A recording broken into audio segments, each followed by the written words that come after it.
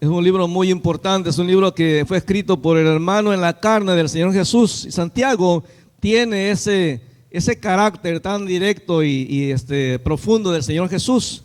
Recuerden que el Señor Jesús era el hermano mayor y Santiago se supone que en la lista de los hermanos del Señor Jesús era el segundo. Luego sigue Judas, el que escribió la carta a Judas, también muy profundo. Entonces Santiago es una persona que habla así directamente, que no tiene pelos en la lengua, sino que dice las cosas como van, pero es muy profundo. Y aquí en Santiago hemos visto varias cosas, como el Señor quiere que aprendamos a ser siervos, más que ser simplemente creyentes, sino que quiere que entendamos que los ministerios van después de lo que es el servicio al Señor, que es nuestra posición en Cristo. Veamos cómo en los problemas Dios quiere que lo veamos como alguien real, a quien podemos recurrir. Y también decíamos que Santiago nos exhorta que si hay falta de sabiduría en nosotros, que la pidamos al Señor, que tengamos fe, porque una persona que cambia y de opinión una y otra vez es una persona que nunca realmente llega a nada, y en la relación con Dios, a Dios le molesta una persona que es cambiante. Así es que el Señor nos dice también que es bienaventurado la persona que soporta la tentación, porque todos vamos a ser tentados en algún momento. Y decíamos acá en el versículo 17, hablábamos el domingo pasado, cómo Dios es un Dios inmutable, Dios no cambia. Lo que para Dios era pecado en el pasado sigue siendo pecado hoy. Lo que para Dios era bueno en el pasado sigue siendo bueno hoy en este tiempo. Y en el versículo 18, que es el versículo que vamos a estudiar ahora, versículo 18, vean lo que dice Santiago en este pasaje. Nos enseña tres cosas bien importantes, cosas bien profundas, cosas bien, hermano, perdón, se escucha ya, porque yo aquí casi no me escucho, por eso estoy gritando. Santiago capítulo 1, versículo 18, vean lo que dice este versículo, tan sencillo pero tan profundo. Dice, Él, está hablando de Dios, de su voluntad nos hizo nacer por la palabra de verdad, para que seamos primicias de sus criaturas. A ver, léalo conmigo por favor, ahí está en la pantalla.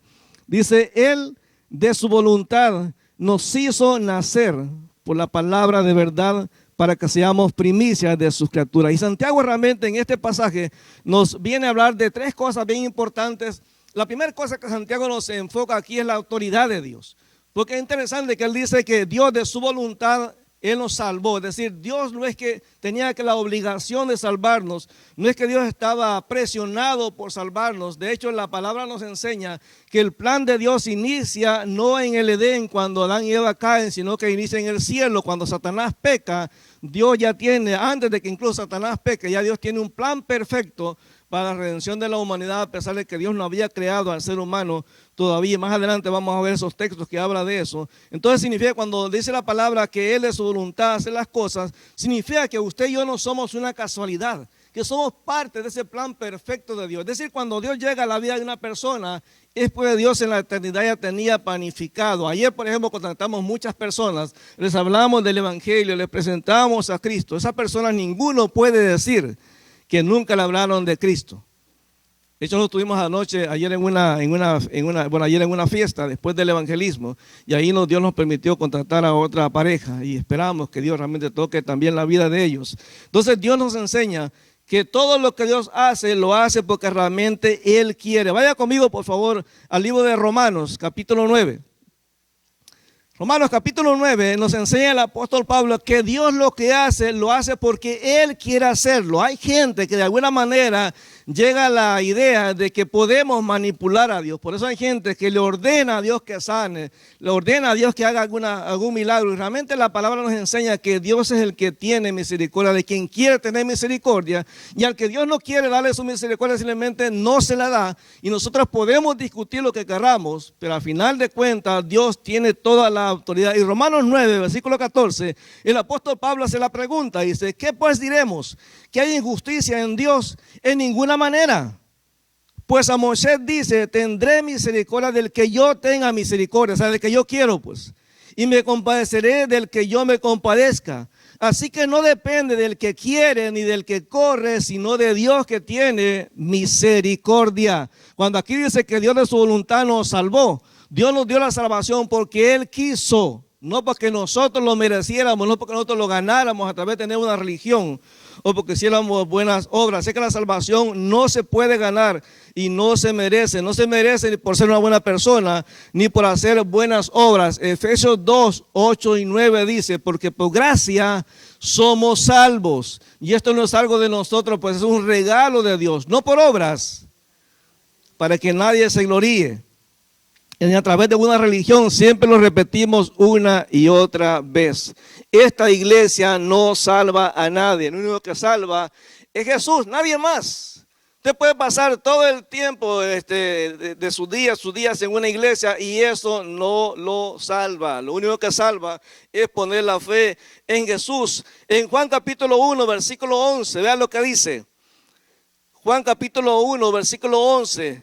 Hasta el versículo 13 dice, a los suyos vino y los suyos no le recibieron, hablando de los judíos y también de toda la humanidad, mas a todos los que le recibieron, a los que creen en su nombre, les dio potestad, derecho, privilegio de ser hechos hijos de Dios, los cuales, dicen, no son engendrados ni de sangre, o sea, no es porque son mis hijos, yo porque soy cristiano, mis hijos son cristianos, eso no funciona. Ni por voluntad de sangre, ni voluntad de carne, no porque yo quiera una persona se salva, ni de voluntad de varón, sino de Dios. O sea, Dios es el que decide la salvación. Nosotros somos los receptores de esa salvación. Entonces, Él decidió realmente amarnos a pesar de que no lo merecíamos. Vea con lo que dice Romanos 5:10. Romanos 5:10. Vea cómo el Señor, y vamos a usar varios pasajes en esta tarde, varios pasajes, Romanos 5:10, vea lo que dice. Dice, porque si siendo enemigos fuimos reconciliados con Dios por la muerte de su Hijo, mucho más estando reconciliados seremos salvos por su vida. O sea, antes, cuando éramos enemigos, a pesar de eso, Dios nos ofreció la salvación y la vida eterna. No teníamos realmente ninguna razón, nada, absolutamente nada, para poder exigirle a Dios que nos diera salvación o vida eterna. Es por su voluntad que decidió amarnos. Ahí lo dice capítulo 5, versículo 8 de Romanos.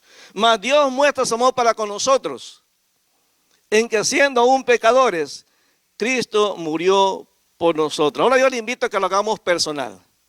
Dígalo conmigo. Mas Dios muestra su amor para con nosotros, en que siendo yo, Manuel, un pecador, Cristo murió por mí. Ahora dígalo ahora con su nombre. Dígalo ahora con su nombre en el versículo. Dígalo. Muestra su amor por mí. Diga su nombre.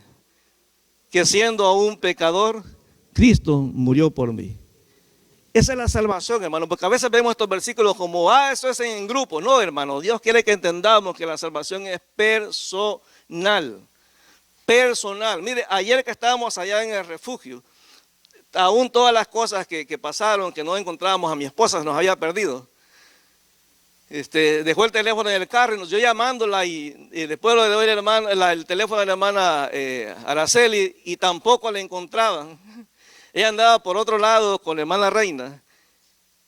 Y con todo y eso, Dios nos permitió contactar a varias personas y compartirles el evangelio. Porque, hermano, Dios ama a esas personas. Contactamos a gente de Perú, a gente de Honduras, a gente de México.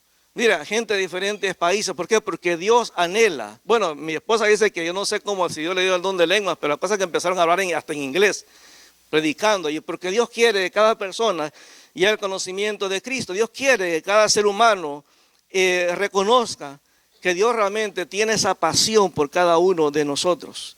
De hecho, fue por su voluntad que Dios otra vez decidió amarnos. Juan 3:16, porque de tal manera amó Dios al mundo, que dio a su Hijo único, para que todo aquel que en Él cree no se pierda, mas tenga vida eterna. Hermano, mire, esa es una declaración profunda. O sea, Dios quiere que cada persona en este mundo pueda tener la salvación y la vida eterna. Vaya conmigo a Isaías 45. Este es un pasaje un poco desconocido, pero a mí me impresiona cómo los judíos de alguna manera llegaron a pensar que la salvación o el hecho de tener una relación con Dios era algo estrictamente para los judíos. Pero yo creo que ellos, en alguna manera, no leyeron el libro de Isaías. Porque vea cómo Isaías, el Espíritu Santo, hablando a través de Isaías, en el capítulo 45 de Isaías, en el versículo 22, Vea cómo el Señor lo dice en este pasaje. Isaías 45, versículo 22 hasta el versículo 24. Dice, mirad a mí, está hablando Jehová acá, mirad a mí y ser salvos todos los términos de la tierra. Dios está hablando en el libro de Isaías que la salvación Dios la ofrece a cada ser humano de cualquier país. Porque yo soy Dios y no hay más. Por mí mismo hice juramento, de mi boca salió palabra en justicia y no será revocada. Que a mí se doblará toda rodilla y jurará toda lengua. Versículo 24, y se dirá de mí, ciertamente en Jehová está la justicia y la fuerza, a él vendrán y todos los que contra él se enardecen serán avergonzados. Hermano, la salvación solamente se encuentra en el Señor, nadie más. Y es la autoridad de Dios. Dios quiere que cada persona sea salva. Hay gente que discute que Jesús murió solamente por los escogidos. No, hermano. El corazón de Dios late por cada persona. No importa lo malo que sea esa persona. En 2 de Pedro, capítulo 3, versículo 9. 2 de Pedro, capítulo 3, versículo 9. Vea cómo el Señor lo dice a través de Pedro acá. Dice, el Señor no retarda su promesa, según algunos la tienen por tardanza, sino que es paciente para con nosotros, no queriendo que ninguno perezca, sino que todos, hermanos, todos procedan al arrepentimiento. Dios quiere, Dios anhela que cada persona pueda tener la salvación y la vida eterna. Ahora, ¿cuál es el método que Dios usa para darnos salvación y vida eterna? ¿Cuál es el método que Dios ha escogido? Es claro que el método de Dios es la predicación de la palabra. Y todos acá somos llamados a predicar. A veces pensamos que la predicación es aquí en el púlpito. No, hermano, la predicación es donde usted y yo nos movemos. Cuando Mateo 28 dice, por tanto, id y hacer discípulos. Ese versículo realmente por alguna razón lo tradujeron mal. Porque ahí no es una orden, es un gerundio, es una acción continua. Lo que el Señor realmente está diciendo en ese versículo es, por tanto, a donde vayas. O sea, yendo, donde tú te muevas, en la escuela, en el trabajo, en la calle, en el supermercado, en la clínica, donde sea, haz discípulos. Así, comparte el evangelio con aquellas personas que te ponen el camino. Porque, hermano, posiblemente esa persona que usted encontró en la clínica y le habló del evangelio, le dio un tratado, posiblemente nunca más va a tener la oportunidad de que alguien le hable del evangelio, porque nadie sabe cuánto tiempo realmente vamos a vivir. Hemos conocido personas que uno los ve con la salud y uno dice, no, esta persona va a vivir por años, y de pronto te das cuenta de que la persona dio un ataque al corazón. Hemos visto futbolistas en plena cancha jugando el partido, gente que hace mucho deporte, se alimenta muy bien. Hermano, en el momento que te toca, te toca. Entonces Dios quiere que entendamos que hay un privilegio que tenemos como creyentes para llevar la palabra. Y Dios dice en este versículo, en Santiago capítulo 1, versículo 18, Él dice que el Señor nos hizo nacer por la palabra de verdad. Y esto es bien importante, porque a veces nosotros, es cierto, nosotros damos ilustraciones cuando estamos predicando, pero hermano, no son las ilustraciones son para clarificar el texto. Pero no son las ilustraciones, no es ni siquiera tu testimonio lo que cambia la vida de las personas. El testimonio lo que hace es decir a las personas lo que Cristo hizo en mi vida. Pero eso muchas veces lo que provoca es emoción en la persona. Pero lo único que cambia en la vida del ser humano es la palabra del Señor. En Juan capítulo 3 dice la palabra que vino un hombre religioso, un líder del pueblo judío, capítulo 3, versículo 1 al versículo 6. Dice que había un hombre de los fariseos que se llamaba Nicodemo, un principal entre los judíos. Es decir, Nicodemo sería como un arzobispo hoy, como un pastor a lo mejor muy reconocido mundialmente. De cierto te digo, que el que no naciere de nuevo no puede ver el reino de Dios. Y Nicodemo, lógico, le pregunta a Jesús, ¿cómo puede un hombre nacer siendo viejo?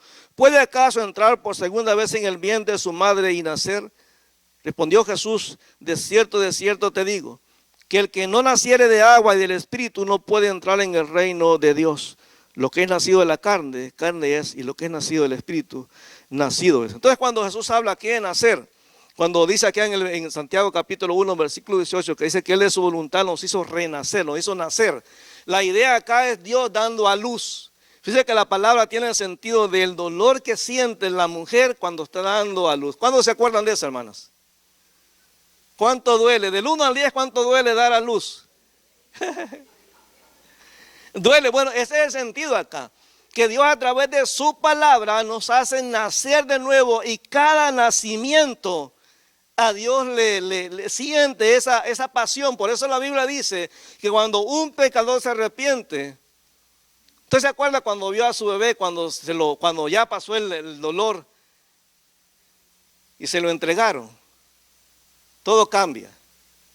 Hay algo en el corazón aún de nosotros los hombres que como que uno se siente que hay una tremenda responsabilidad en ese momento, porque ve a ese bebé en las manos, y si uno siente que es su responsabilidad.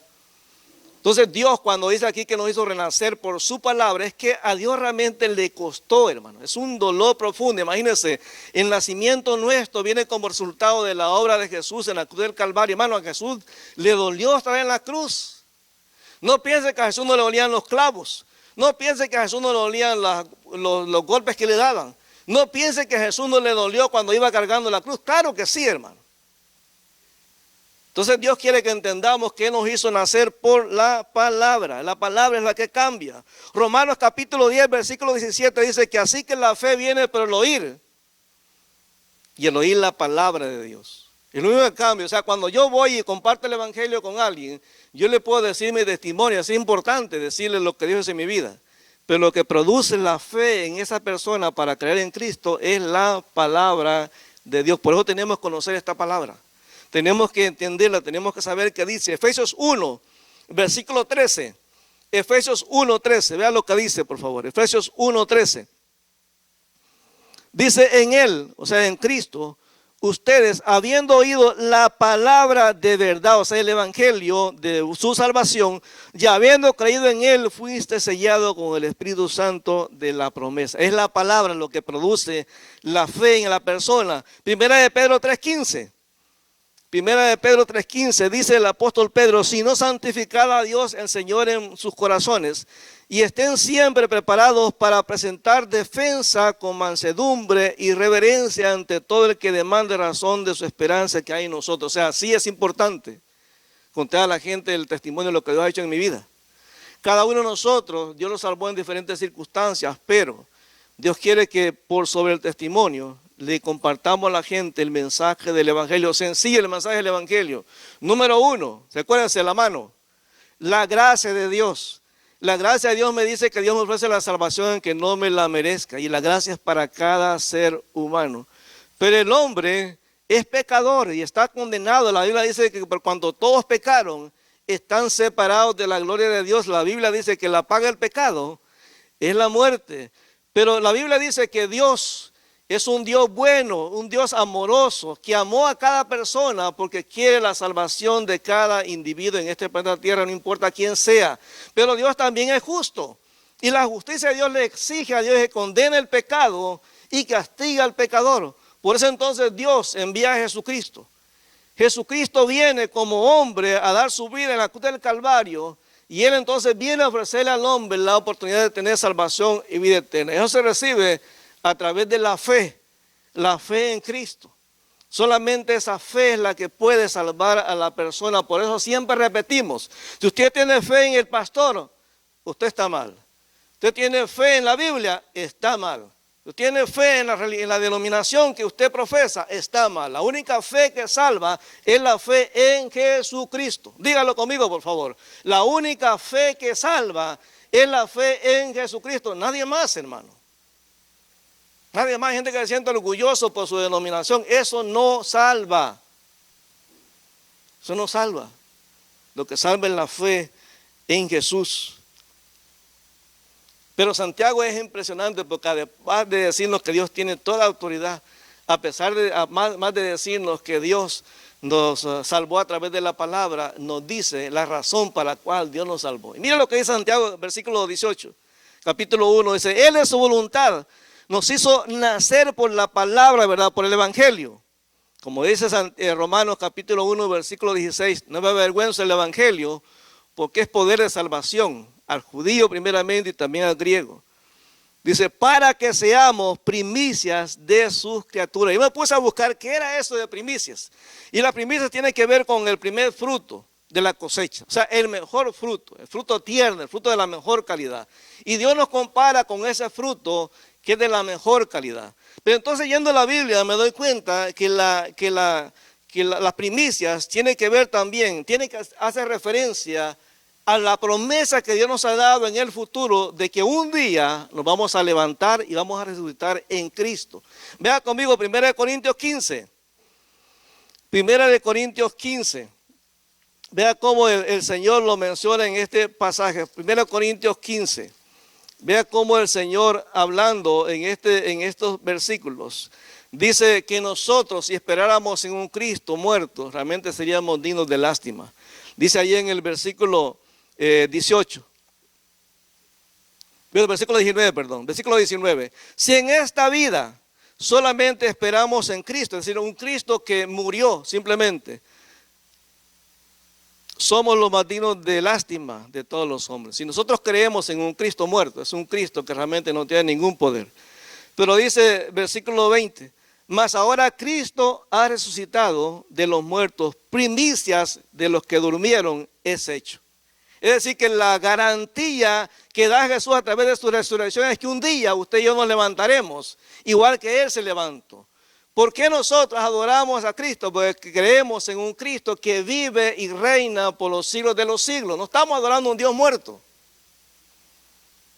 Entonces las primicias, Dios nos está recordando de que Jesús fue las primicias a través de las cuales nosotros tenemos la fe, la confianza de que un día el Señor vendrá por nosotros. Pero en Romanos 8 dice la palabra que nosotros somos las primicias de la creación de Dios. Usted sabe que cuando uno ve el mundo, uno escucha de terremotos, escucha de desastres naturales, de ahí que hay inundaciones. Usted sabe que este año llovió en Dubái y que hubo inundaciones y la gente se llovió en un día lo que llovería en 100 años. Es lo que está pasando ahora, hermano. Inundaciones, hay desastres. Mire, es interesante, a veces aquí está caliente y en el sur está frío. El clima está loco, la creación está loca realmente, la naturaleza está loca. Entonces la palabra de Dios nos dice que nosotros somos las primicias de la creación de Dios y que un día la creación entera va a ser restaurada por Dios porque nosotros hemos sido restaurados en Cristo. Vean Romanos capítulo 8, lo que dice el versículo 18. Es interesante porque la creación anhela que Cristo vuelva por nosotros. Porque la creación de alguna manera sabe, los animales saben, la naturaleza en general sabe que cuando Cristo venga por su iglesia y establezca su reino, todo va a volver a la normalidad, los desastres van a parar. Vean lo que dice Romanos 8, versículo 18. Dice, pues tengo, dice Pablo, por cierto que las aflicciones del tiempo presente no son comparables con la gloria venidera que en nosotros ha de manifestarse. Porque el anhelo ardiente de la creación, o sea, de los animales, de las plantas, de todo lo que hay en este mundo, el anhelo ardiente de la creación es el aguardar la manifestación de los hijos de Dios. Versículo 20, porque la creación fue sujeta a vanidad. Hermano, cuando Adán pecó en el huerto del Edén junto con Eva, la creación fue maldecida. A partir de ahí dice la palabra que la tierra iba a dar espinos. Poco a poco, a través de los años, la naturaleza, la tierra, ya no produce como antes. Yo no sé cuántos han visto la historia que hay en Guatemala. Hay un pueblo, no me recuerdo ahorita el nombre de este pueblo, pero en Guatemala hay un pueblo donde cuando llegaron los misioneros, eso es un pueblo donde lo que más abundaba eran bares, eran cantinas, y el pueblo vivía en borrachera constante. Y este pastor, este misionero llegó a ese lugar y empezó a predicar la palabra. Y poco a poco la gente se fue convirtiendo, dándole sus vidas al Señor. Y ahora realmente lo que más hay en el pueblo son iglesias. Creo que hay una cantina nada más, pero el resto son iglesias. Y entonces les ha sorprendido a la gente porque no saben por qué en ese lugar, busquen las fotos allá en YouTube o en Google, hermano, las zanahorias parece un bate de béisbol. Los tomates son enormes. O sea, los mangos, hermano, ese es impresionante el tamaño que tiene. Bueno, esa es una prueba de lo que viene más adelante cuando el Señor redima la creación.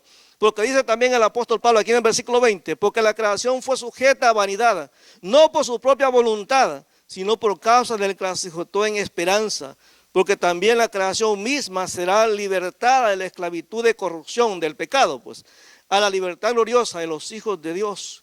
Porque sabemos que toda la creación gime a una, y aún están con dolores de parto hasta ahora. Por eso usted ve realmente los terremotos, los incendios, ve las erupciones volcánicas. Y no solo ella, sino también nosotros mismos que tenemos las primicias del Espíritu. Nosotros también gemimos dentro de nosotros mismos, esperando la adopción, la redención de nuestro cuerpo. ¿Qué espera la creación, hermano? Que Cristo vuelva por nosotros. Es impresionante, pero usted sabe que si usted fuera a una calle y encontrara a un león, ¿cuál sería su reacción? Yo correría, hermano. Yo correría. Yo no investigaría si es león de verdad o no. Yo me correría. Pero usted sabe que en el tiempo de cuando Dios hace la creación en Génesis 1, la Biblia dice que todos los animales eran herbívoros. O sea que los vegetarianos no están tan mal. La dieta que Dios estableció para el ser humano era vegetariana. Después con el pecado la gente empezó a comer carne. Pero aquí en Isaías 65, vaya conmigo por favor, Isaías 65, vea lo que dice. Isaías 65, versículo 17. No vamos a leer todo el pasaje, usted lo puede leer en su casa. Pero Isaías 65, versículo 17, dice el Señor, vea la promesa del Señor. Porque he aquí, dice el Señor, que yo crearé nuevos cielos y nueva tierra, y de lo primero no habrá memoria, ni más vendrá al pensamiento. Se piensa que esta nueva tierra el Señor la va a hacer en el milenio. Y vea lo que dice el versículo 25, siempre de Isaías 65. Isaías 65, 25. Vea lo que dice, que esto parece irreal. Pero esto es lo que va a hacer realmente el Señor en toda la creación. Dice el versículo 25, el lobo y el cordero. ¿Qué dice, hermano? Serán apacentados juntos. Eso es, ahorita no se puede eso, hermano. Un lobo ve una oveja y se la come. Y el león comerá paja como el buey. Y el polvo será el alimento de la serpiente. No afligirán ni harán mal en todo mi santo monte, dice Jehová. ¿Por qué la creación está tan convulsionada? Porque la creación anhela, gime, clama al Señor. Señor, ya ven, por tu pueblo ya restaura la creación. Por el hombre entró la maldición a la tierra. Y cuando el hombre sea venido, el Señor venga a buscar al hombre, entonces la tierra será restaurada completamente. Y todos anhelamos ver eso, que la tierra es restaurada. Pero es interesante cuando el Señor también habla de primicias. La palabra primicia tiene que ver algo que es escogido, algo que es especial, o sea, lo mejor. Es como cuando usted va a la tienda y se pone a escoger los mejores tomates. Y usted dice, ese está bueno porque el color, porque la forma, la textura. Bueno, es lo que Dios hace con nosotros. Cuando Dios dice que somos sus primicias, Dios está diciendo, esto es lo mejor que se ha podido producir en el universo. Dios se siente como realmente orgulloso de vernos. Por eso estos son mis primicias. Vean lo que dice Efesios capítulo 1. Porque la palabra primicia significa lo que es escogido por Dios. Efesios capítulo 1, versículo 3. Efesios 1, versículo 3. Vea cómo el Señor lo menciona en este pasaje. Efesios 1, versículo 3. Vea cómo el Señor nos declara su pasión por nosotros. Efesios capítulo 1. En el versículo 3 al versículo 5 dice, bendito sea el Dios y Padre de nuestro Señor Jesucristo, que nos bendijo con toda bendición espiritual en los lugares celestiales en Cristo. Según dice, nos escogió en Cristo antes de la fundación del mundo. Hermano, ¿cuándo Dios nos escogió? Antes de que Adán y Eva existieran. Ya Dios había pensado en nosotros, ya Dios nos conocía por nombre. Para que fuésemos santos y sin mancha delante de Él, en amor, habiéndonos predestinado para ser adoptados hijos suyos por medio de Jesucristo, según el puro afecto de su voluntad. La Biblia dice que en Cristo somos especiales. A veces los cristianos nos sentimos menos, pero vea cómo Dios nos declara lo que somos en 1 de Pedro 2, versículos 9, versículo 10. 1 de Pedro 2, versículos 9, versículo 10, leo la Nueva Traducción Viviente, dice, pero ustedes no son así porque son un pueblo elegido, son sacerdotes del Rey, una nación santa, una posesión exclusiva de Dios, Por eso pueden mostrar a otros la bondad de Dios, pues Él los ha llamado a salir de la oscuridad y entrar en su luz maravillosa. Antes no tenían identidad como pueblo, ahora son pueblo de Dios. Antes no recibieron misericordia, pero ahora han recibido la misericordia de Dios. ¿Qué somos en Cristo? Somos un linaje escogido. Se traduce en algunas traducciones, somos gente de sangre azul. Somos gente privilegiada, somos gente. Es como que Dios fue y de pronto dijo, bueno, yo quiero a este para que sea mi hijo. Es decir, no es que somos parte del montón. Somos gente particular a quien Dios decidió hablarnos. Vea lo que dice 1 de Pedro 1:18. Vea cuánto valemos usted y yo, porque el Señor nos llama primicia. En el versículo 18 de 1 de Pedro 1, versículo 18 dice, sabiendo que fuiste rescatados de vuestra vana manera de vivir, la cual recibieron de sus padres, no con cosas corruptibles como oro o plata, sino con la sangre preciosa de Cristo, como de un cordero sin mancha y sin contaminación. ¿Cuánto vale usted? La sangre de Jesús. ¿Cuánto pagó Dios por cada mujer que está en este lugar? La sangre de Jesús. ¿Cuánto Dios pagó por cada hombre que está aquí? La sangre de Cristo. Cuando Dios habla de las primicias, está diciéndonos cuánto realmente Dios pagó. Pero en Zacarías 2:8, vea lo que dice Zacarías 2:8. Dice el Señor que nosotros somos tan, pero tan valiosos, que el que nos toca es como que tocara la niña de los ojos de Dios. Vea lo que dice Zacarías capítulo 2. Zacarías está un poquito antes de Mateo, para los que les cuesta encontrarla.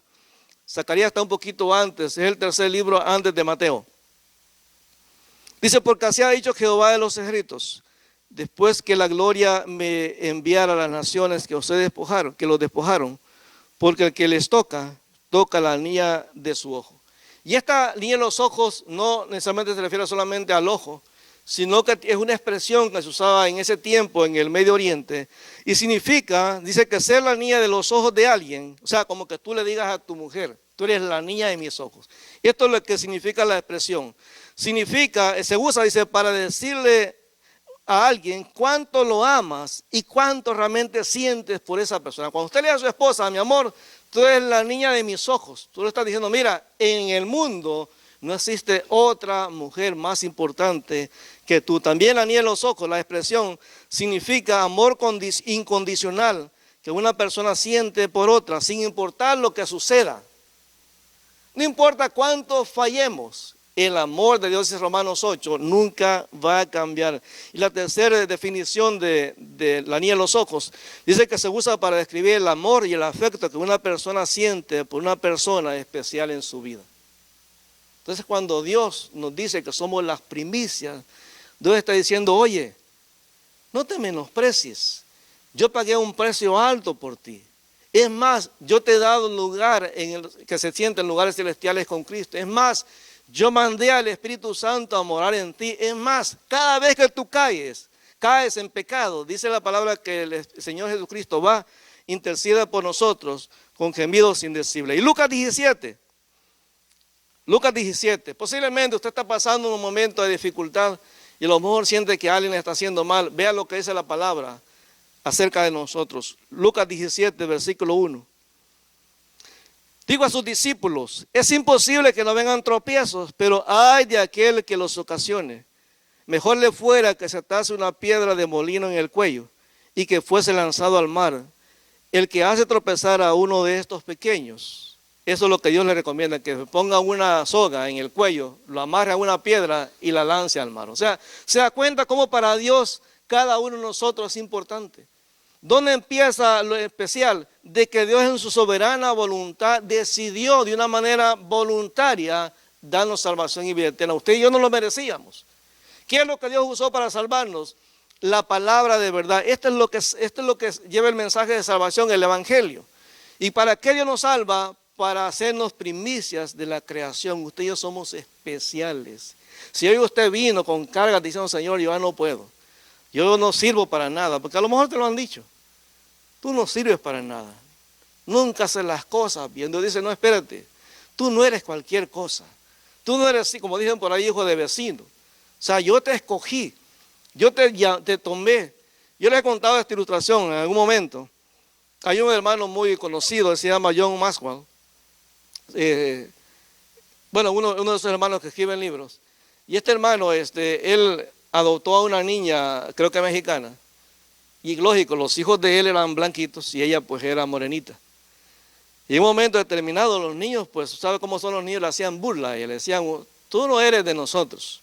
Pues claro, veían a ellos blanquitos, rubios, y ellas lo veían morenita y pues con su pelo, dicen en México, chino o lacio. Nunca he visto un chino yo con pelo así como dicen los mexicanos, pero la cosa es que él hacían burla. Y un día su papá le dijo, pero mija, tú no tienes que hacerte sentir mal, porque tú eres especial, porque yo te escogí. O sea, tú no naciste de tu mamá, pero nosotros decidimos escogerte porque queremos que eres especial. Entonces cuando los niños empezaron a molestarla, dijeron, tú no eres de nosotros, tú no eres de la familia. Ella les dijo, bueno, tú eres hijo de mi papá, porque no le quedó de otra que aceptarte en la casa. Pero a mí, él me escogió entre todos los que estaban en el orfanatorio. Él dijo, esta quiero. O sea, él decidió amarme a pesar de mi color y a pesar de lo que, o sea, ese es Dios, hermano. Si usted se siente hoy así abatido y dice, no, ya no puedo, realmente las caras son tan fuertes. Dios dice, espérame, tú eres primicia, no eres no eres el fruto que nadie quería. Eres el fruto principal, el fruto mejor de todo. Padre, te alabamos en el nombre de Jesús. Mi Dios, qué maravilloso saber que de tu voluntad, sin que nadie te obligara, sin que tuviéramos absolutamente ningún privilegio, sin tener absolutamente nada que pagarte, tú decidiste amarnos, tú decidiste escogernos, Señor. Cada uno de los que estamos aquí, Señor, que hemos tenido un encuentro personal con Jesús, cada uno, Señor, hemos sido escogidos por ti. En medio de tantos millones, de miles de millones que hay, Señor, en la tierra, tú me escogiste a mí, Señor. No lo merecía. No tenía absolutamente nada diferente a los demás. Era tan pecador como los demás, Señor. Estaba tan condenado como los demás. Pero, Señor, en tu gracia y misericordia, tú decidiste darme salvación y vida eterna. Padre, en el nombre de Jesús, solamente tú conoces la vida de los que estamos acá, mi Dios. Si hay alguna persona en este lugar que nunca ha tenido un encuentro con Cristo, que nunca, Señor, ha entregado su vida a Jesús, que todavía no tiene la salvación y la vida eterna. Tu palabra dice, Señor, que todos somos pecadores y estamos separados de la gloria tuya. Tu palabra dice, Señor, que no hay ninguna forma que nosotros podamos tener de salvarnos, que la salvación es gratis, porque ya Jesús pagó en la cruz del Calvario por cada uno de nosotros, pero que la decisión de aceptar o rechazar a Jesús es una decisión voluntaria. Amado amigo, amada amiga, si usted nunca ha entregado su vida a Cristo, a mí me gustaría hacer una oración con usted. Usted quiere hacer esta oración aceptando a Jesucristo como su Señor y Salvador. Dígale, Señor Dios, en este momento reconozco que soy pecador. Reconozco que mi vida, Señor, está separada de ti. Señor, reconozco que mi iglesia no me puede salvar, que mi religión no me puede salvar, que mis buenas obras no me pueden salvar, que no importa qué tan altruista yo sea y cuánta ayuda de otras personas, eso no me puede salvar. Señor, reconozco que la salvación es gratis porque Jesús pagó por esa salvación en la cruz del Calvario. Y hoy yo decido voluntariamente entregarle mi vida a Cristo para que Él sea mi Señor y mi Salvador. Si hay alguna persona que hizo esta oración entregándole su vida a Cristo, levante la mano. Mira, levantar la mano no le salva, lo que le salva es poner su fe en Jesús, pero a levantar la mano nos indica que usted toma una decisión personal. Dios quiere que usted sea primicia de Él también. Recuerde, la iglesia no salva, es Dios el que salva. Amado hermano, tú que has venido con cargas, con necesidades, Dios te dice, tú eres mi primicia. Eres alguien especial. Eres la niña de mis ojos. Eres el tesoro que tuve que pagar, por el cual tuve que pagar un precio grande a través de la sangre de Jesús. Eres valioso, valiosa. Nunca dejes que nadie te convenza de lo contrario. Señor, en el nombre de Jesús. Gracias porque tú eres nuestro refugio, Señor. Gracias porque tú eres nuestro refugio. Podemos refugiarnos en ti, Señor, en medio de la tormenta. Gracias porque no nos has dejado y nunca nos vas a dejar. Aun cuando, Señor, en medio de la crisis y la tormenta, no sentimos tu presencia, tú has dicho que tú estarías con nosotros todos los días hasta el fin del mundo. Tú nunca has cambiado. Señor, en el nombre de Jesús, mira cada vida, amado hermano, ahí donde estás, dile: Señor, aquí está mi vida. Padre, tú conoces mi soledad. Señor, tú conoces mi tristeza, conoces mi ansiedad, conoces mi inseguridad, Señor. Gracias, Señor, en el nombre de Jesús. Gracias, Señor, en el nombre de Jesús. Gracias, Señor, en el nombre de Jesús. Levanta tus manos y dile: Señor, tú eres mi refugio. Dulce refugio